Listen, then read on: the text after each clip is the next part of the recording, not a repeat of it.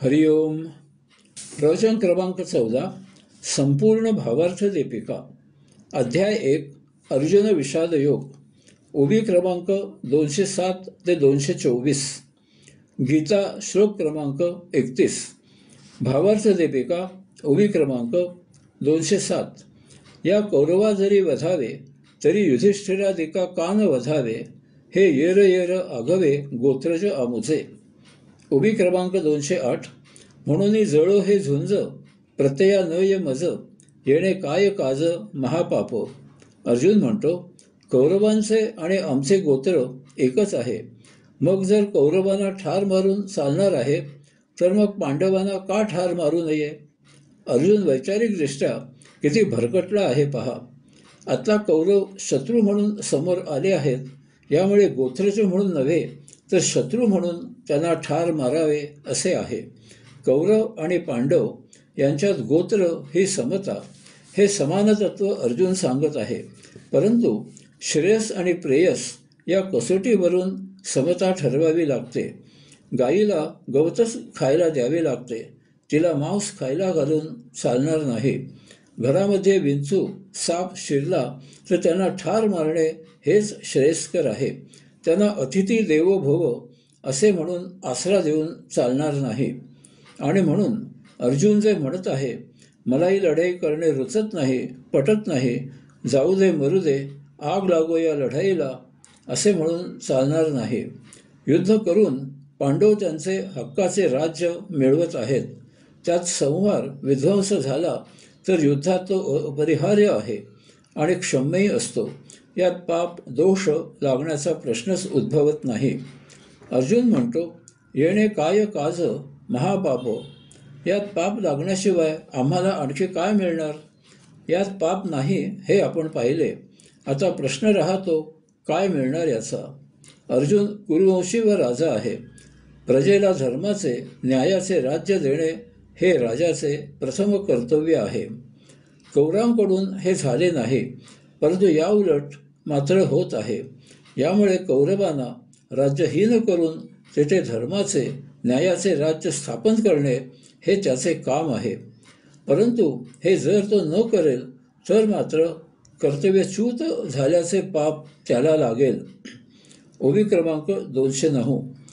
देवा बहुतापरी पाहता, येथ वोखटे होईल झुंजता, वर काही चुकविता लाभो आथे.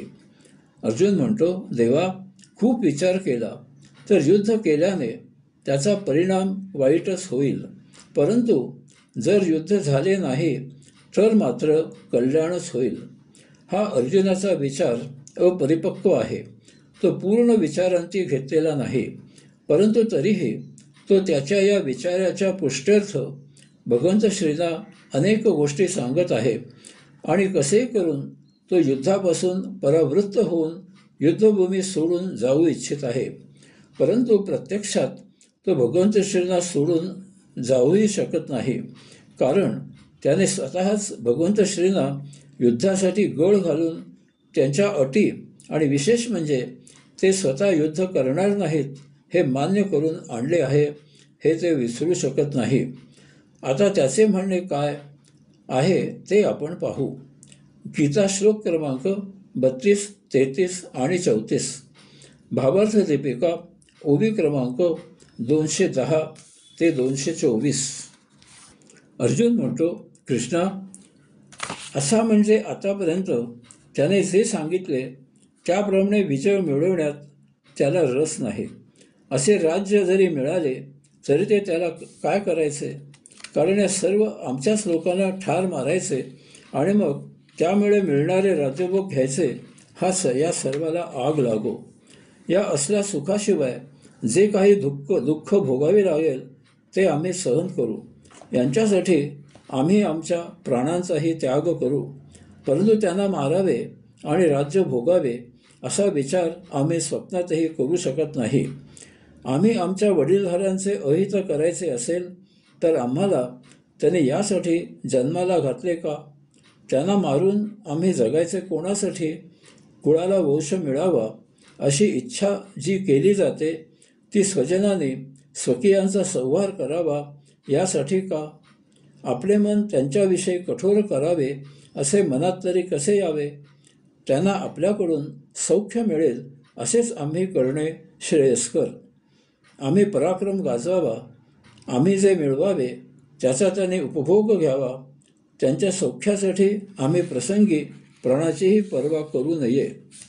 परंतु कर्माची गती किती विचित्र आहे पहा, की आमचेच आप्तस्वकीय, आपले कुटुंबीय, धन घरी सोडून सर्व जीव धोक्यात घालून एकमेकांशी युद्ध करायला येथे आले आहेत.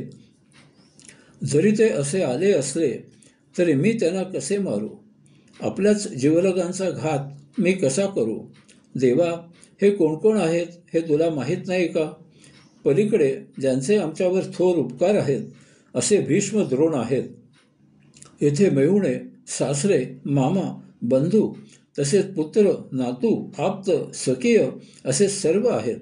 अशांना मारण्याची गोष्टही मी मुखात आणू शकत नाही. गीता श्लोक क्रमांक 35, 36 आणि 37. भावार्थ दीपिका ओवी क्रमांक 225 ते 235. कृष्णा, कौरव कसेही वागले, त्यांनी आम्हाला ठार मारले तरी त्यांना ठार मारावे असे माझ्या मनातही येणार नाही.